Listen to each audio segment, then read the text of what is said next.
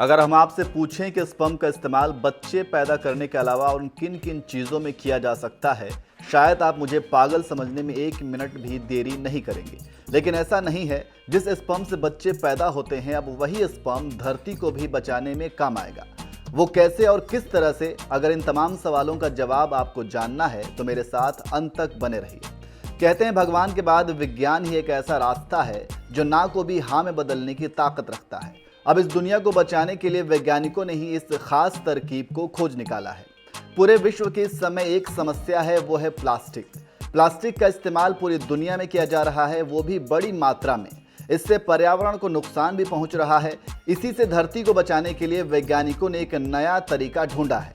चीन के वैज्ञानिकों ने सैल्मन मछली के स्पर्म से प्लास्टिक बनाने में सफलता हासिल की है। ये एक ऐसा प्लास्टिक है जिसे पूरी तरह से खत्म भी किया जा सकता है। दुनिया भर में प्लास्टिक पर्यावरण के लिए बड़ी समस्या बन गया है, क्योंकि इसे पेट्रोकेमिकल से बनाया जाता है। इससे बनाने में बड़े पैमाने पर गर्मी और जहरीले पदार्थों की जरूरत होती है। इसे समाप्त होने में कई सौ साल का समय लग सकता है। चलिए अब आपको यहाँ समझाते हैं कि मछली के स्पर्म का इस्तेमाल करके इस खास प्लास्टिक को किस तरह से तैयार किया गया है।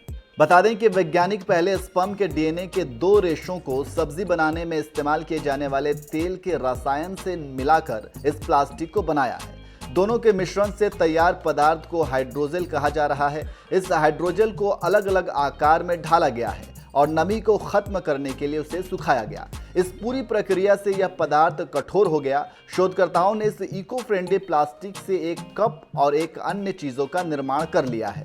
साल 2015 में इस विषय पर हुई एक स्टडी बताती है कि दुनिया में इस समय 50 बिलियन टन डीएनए मौजूद हैं। अब इस डीएनए से प्लास्टिक को तैयार किया जा रहा है। वहीं वैज्ञानिकों का कहना है कि फसलों के अवशेष एल्गी या बैक्टीरिया के डीएनए से प्लास्टिक तैयार कर सकते हैं। इससे फायदा यह होगा कि धरती पर प्लास्टिक की जरूरतों को पूरा किया जा सकेगा और पर्यावरण को नुकसान भी नहीं होगा। आपको यहाँ बता दें कि प्लास्टिक का कचरा समुद्र तक फैल गया है। यही वजह है कि शोधकर्ता अब ऐसे विकल्प की तलाश कर रहे हैं जो पर्यावरण को कम नुकसान पहुंचाए। डीएनए आधारित प्लास्टिक वर्तमान प्लास्टिक के तुलना में 97% कम कार्बन का उत्सर्जन करता है। इसे रिसाइकिल करना भी बहुत आसान है। इस तरह से प्लास्टिक को एंजाइम की मदद से खत्म भी किया जा सकता है। चलते चलते आपको बताते चले कि सैल्मन मछली के स्पर्म और सब्जियों के तेल से निकले रसायन से बने इस हाइड्रोजेल को किसी भी प्रकार के आकार में ढाला जा सकता है। अगर इसमें से नमी निकाल दिया जाए तो ये बेहद सख्त और मजबूत पदार्थ बन जाता है। यानी इसे आप किसी भी आकार में ढाल कर फ्रीज ड्राई कर दीजिए, यानी उसकी नमी पूरी तरह से निकाल दीजिए। बस आपके सामने किसी भी तरह के आकार का मजबूत और टिकाऊ ढांचा तैयार मिलेगा। बहरहाल चीन के वैज्ञानिकों की सफलता पर आपकी राय क्या है, हमें कमेंट करके जरूर बताइए।